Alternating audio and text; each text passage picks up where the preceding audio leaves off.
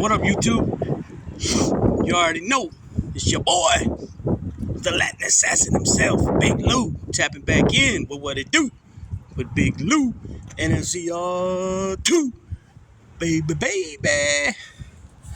Daisy says, Cubo, que anda, que anda, vaya, however you want to say it. Anyhow, it'd be highly appreciated if you sub, liked, and shared the channel with your family, friends, folks, peoples, gente, buddies, pals, amigos, and like us Puerto Ricanos, Boricuas, Jibaritos, Portorros, Ricans, PRC, Panas.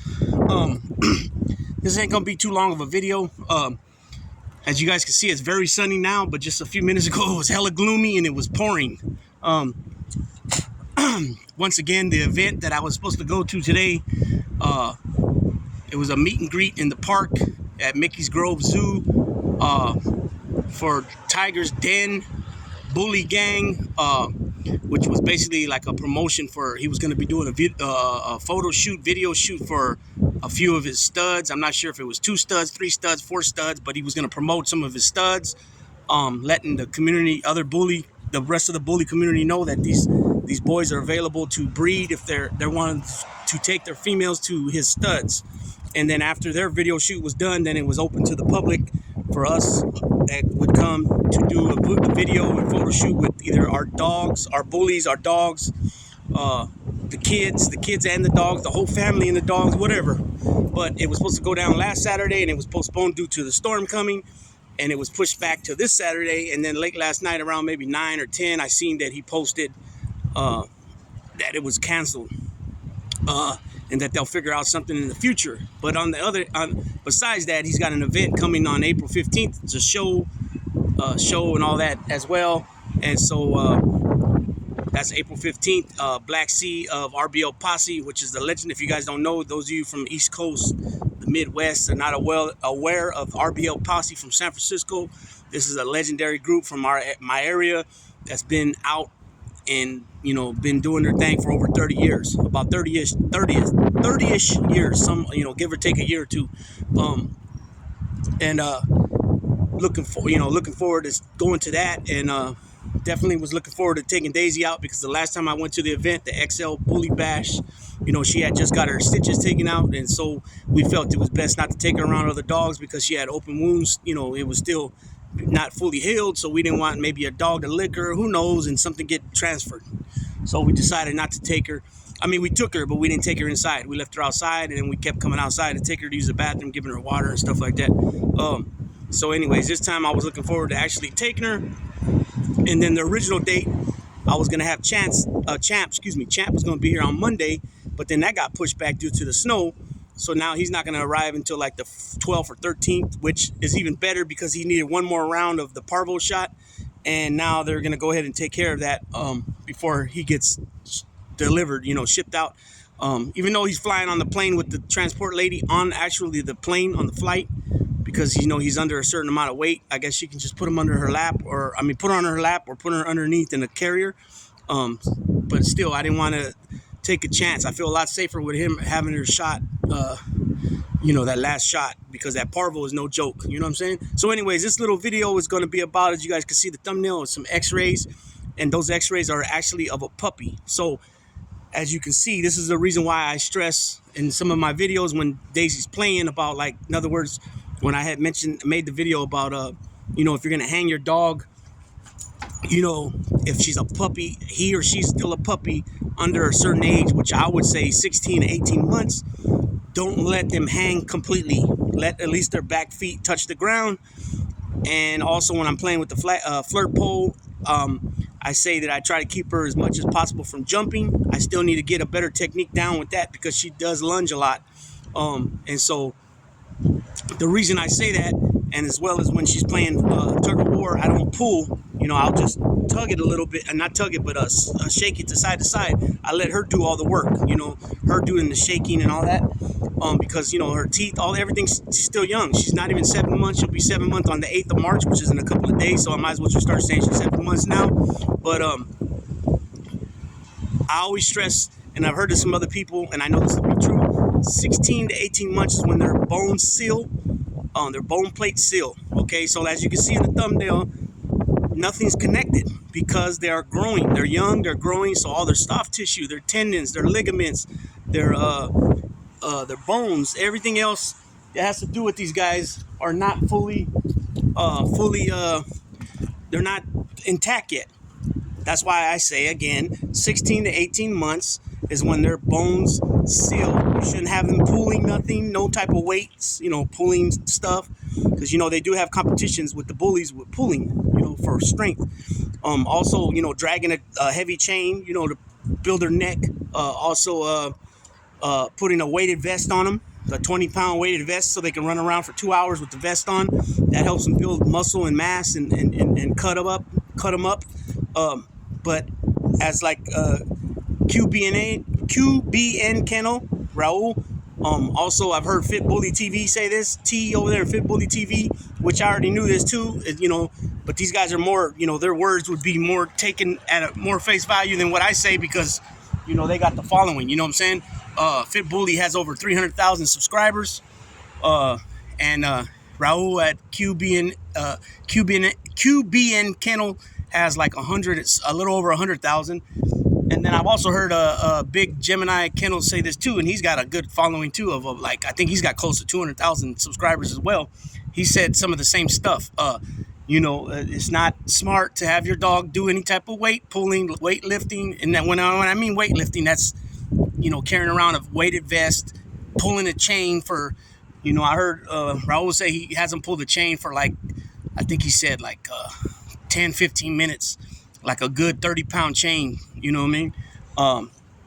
You see some people put a big chain around their neck, like a bike chain, or a chain that you chain a chain link fence with. I'll see them wrap around their neck too for weight, that'll help them, build a neck.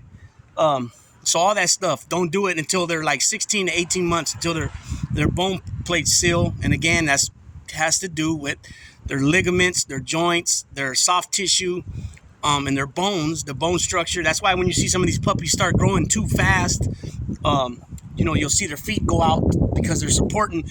They're able to support their weight better when their feet are east and west, what we call east and west, compared to their paws being straight, because they're trying to balance all that weight they're carrying. So some of these puppies, they get 7-8 months old, they're already pushing 80 pounds, 90 pounds, sometimes even more. You get a dog 10 pounds old, 10 pounds old, 10 months old, and they'll weigh already like 110 pounds, 120 pounds. A year-old dog is still considered a puppy. It's still a sub-adult.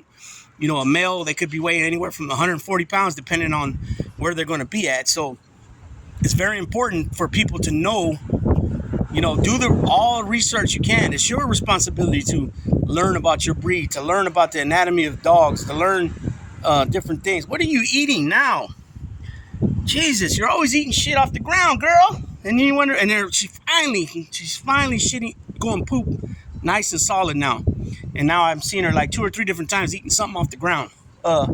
Sometimes she likes to eat dirt. Sometimes she eats tan bark or chews on it. Not eats it, but chews on it.